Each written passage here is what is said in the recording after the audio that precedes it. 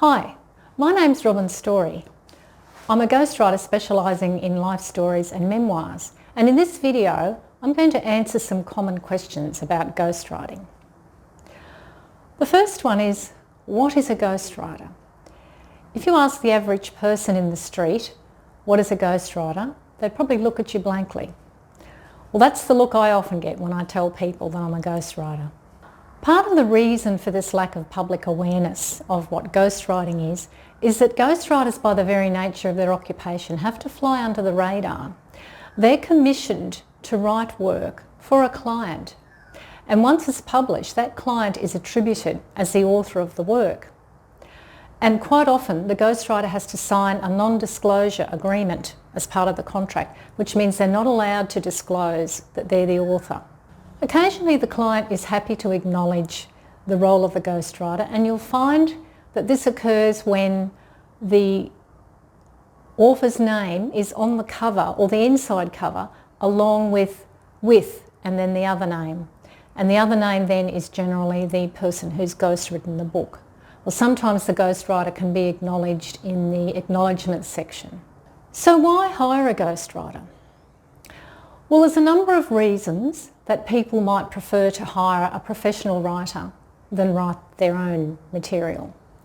There's a number of different materials that a ghostwriter can write for you, anything from blog posts, speeches, articles, right through to novels.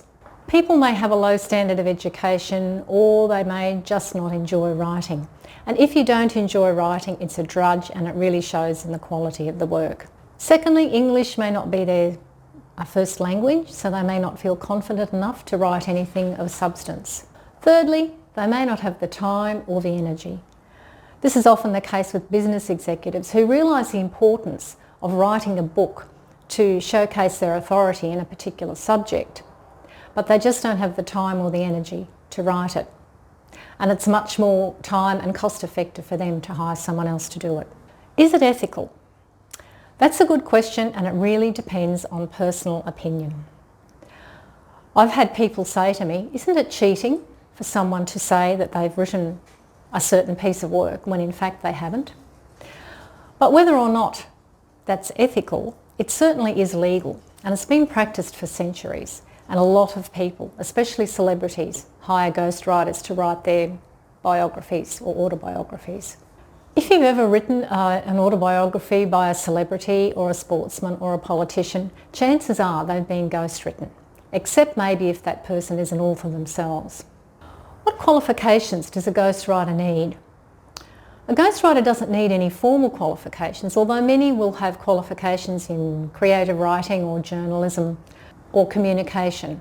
A ghostwriter's most valuable asset is skills and experience in interviewing and writing. Many ghostwriters, such as myself, have experience in freelance writing, which is a very good basis for that, because it gives you the skills to be able to ask the right questions to get the information that's needed, and to be able to write about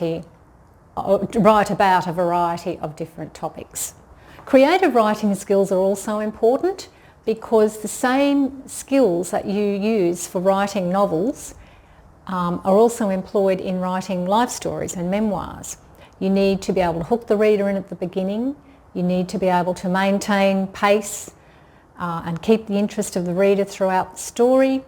And you need to provide character and plot development. How long does it take to have a book ghostwritten?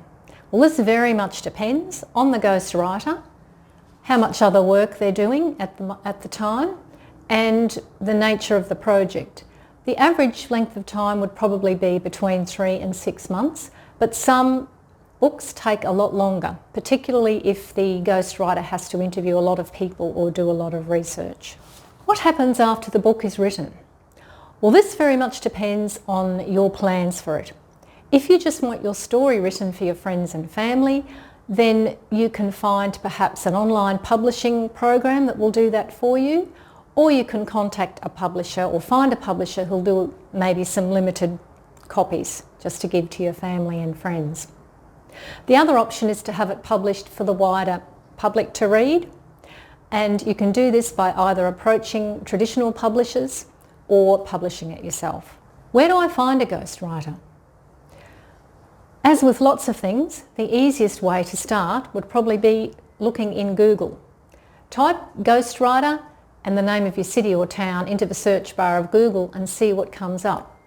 You don't necessarily need to have someone in your local area unless you particularly want to meet your ghostwriter face to face, which is often nice but maybe not very practical. With these days of video apps such as Skype and Zoom, your ghostwriter can be anywhere in the world. I live in Australia, but I can write for anyone, anywhere in the world, as long as we have a phone or video connection. Make sure that the ghostwriter is one who specialises in life stories. Ghostwriters, generally speaking, specialise in many different areas, and so you need to find someone who actually does specialise in life stories. Most ghostwriters, including me, are happy to meet you in person or by video for an obligation-free chat to make sure that we're both a good fit for each other. So if you're thinking of hiring a ghostwriter for your life story or memoir, or you want to write it yourself and you need some help and guidance along the way, click on the link in the description below, which will take you to the ghostwriting page on my website. Then enter your name and address as directed, and I'll contact you within 24 hours and set up a time so that we can talk about how I can help you. I look forward to talking to you soon.